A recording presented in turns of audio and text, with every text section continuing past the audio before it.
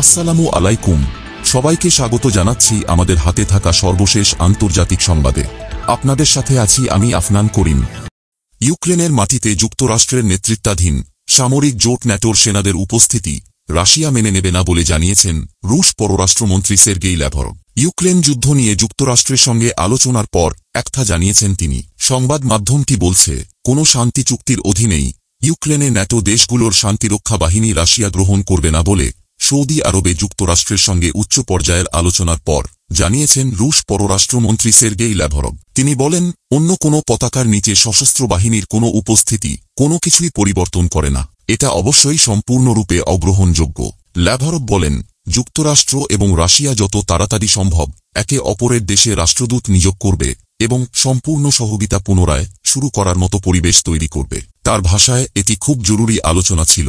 আমরা একে অপরের কথা শুনেছি। তিনি রাশিয়ার আগের অবস্থান পুনর্ব্যক্ত করে বলেছেন, ন্যাটো প্রতিরক্ষা জোটের যে কোনো সম্প্রসারণ এবং ইউক্রেনের এতে যোগদান রাশিয়ার জন্য সরাসরি হুমকি হবে। এদিকে বুধবার সৌদি আরবে সফরের কথা ছিল ইউক্রেনের প্রেসিডেন্ট ভলোদিমির জেলেনস্কির। একদিন আগে সেই সফরটি বাতিল করলেন তিনি। আগামী 10 মার্চ পর্যন্ত তিনি দেশটিতে সফর করবেন না বলে জানিয়েছেন। মঙ্গলবার ইউক্রেন সংঘাত নিরসনে সৌদিতে রাশিয়া ও যুক্তরাষ্ট্রের প্রতিনিধি দলের মধ্যে 4 ঘণ্টাব্যাপী একটি বৈঠক হয়েছে। এ নিয়ে ক্ষুব্ধ প্রতিক্রিয়া জানিয়েছেন জেলেনস্কি।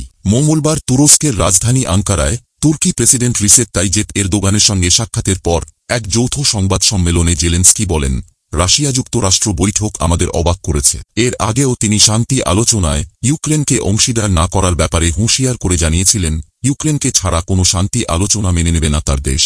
ইউক্রেন যুদ্ধ বন্ধের লক্ষ্যে সৌদি আরবে টানা 4 ঘণ্টা বৈঠকের পর এ আলোচনাকে ইতিবাচক বলেছেন রুশ পররাষ্ট্রমন্ত্রী। এতে অংশ নিয়েছিলেন মার্কিন পররাষ্ট্রমন্ত্রী মার্কো রুবিও এবং রুশ পররাষ্ট্রমন্ত্রী সের্গেই ল্যাভরভ। ইউক্রেন ও ইউরোপের কেউ ছিলেন না। মার্কিন পররাষ্ট্রমন্ত্রী মার্কো রুবিও জানিয়েছেন, দুই দেশের মধ্যে আলোচনার স্বার্থে দল গঠন করতে সম্মত হয়েছেন তারা।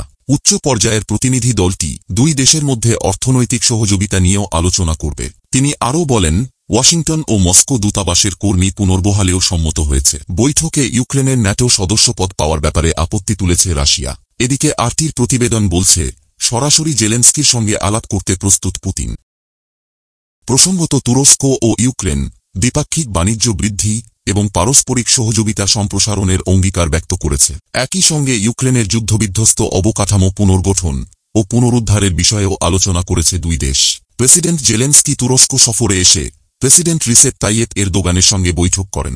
রাশিয়ার সামরিক আগ্রাসনের 3 বছর পূর্তির প্রাক্কালে ইউক্রেন সংকটের দীর্ঘমেয়াদী সমাধান খুঁজে বের করার প্রচেষ্টার অংশ হিসেবে এই বৈঠক অনুষ্ঠিত হয়। শীর্ষ নেতাদের বৈঠকের আগে তুরস্কের বাণিজ্যমন্ত্রী ওমের বলাত ইউক্রেনের উপপ্রধানমন্ত্রী ও অর্থমন্ত্রীর সঙ্গে বৈঠক করেন। উভয় পক্ষ যুদ্ধের মাঝেও শক্তিশালী দ্বিপাক্ষিক সম্পর্কের ওপর গুরুত্বারোপ করেন এবং সহযোগিতা আরও বৃদ্ধির উপায় নিয়ে আলোচনা করেন। বাণিজ্যমন্ত্রী বলাত পুনরায় জোর দিয়ে বলেন, তুরস্ক ইউক্রেনের আঞ্চলিক অখণ্ডতা ও সার্বভৌমত্বের প্রতি অটল সমর্থন অব্যাহত রাখবে। ন্যাটো সদস্য তুরস্ক যুদ্ধরত রাশিয়া ও ইউক্রেন এই দুটি দেশের সঙ্গেই ভালো সম্পর্ক বজায় রেখে আসছে। শুধু তাই নয়, তুরস্ক নিজেকে একটি গুরুত্বপূর্ণ মধ্যস্থতাকারী ও সম্ভাব্য শান্তি প্রতিষ্ঠাকারী হিসেবে উপস্থাপন করছে। আঙ্কারা ইউক্রেনকে সামরিক ড্রোন সরবরাহ করেছে, তবে মস্কোর বিরুদ্ধে পশ্চিমা নেতৃত্বাধীন নিষেধাজ্ঞা আরোপ থেকে বিরত থেকেছে। তুরস্ক ইতোমধ্যে রাশিয়া ইউক্রেনের মধ্যে বেশ কয়েকটি বন্দি বিনিময় চুক্তিতে মধ্যস্থতা করেছে।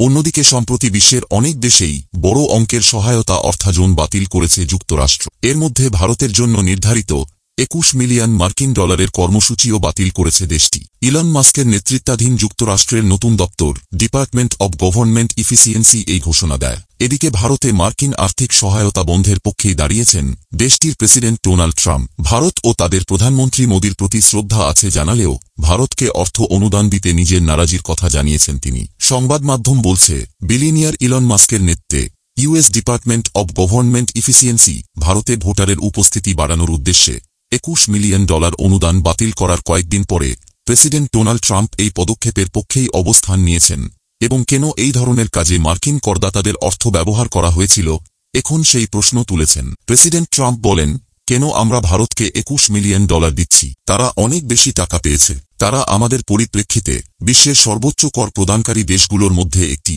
আমরা খুব কমই ভারতের বাজারে প্রবেশ করতে পারি কারণ তাদের শুল্ক অনেক বেশি।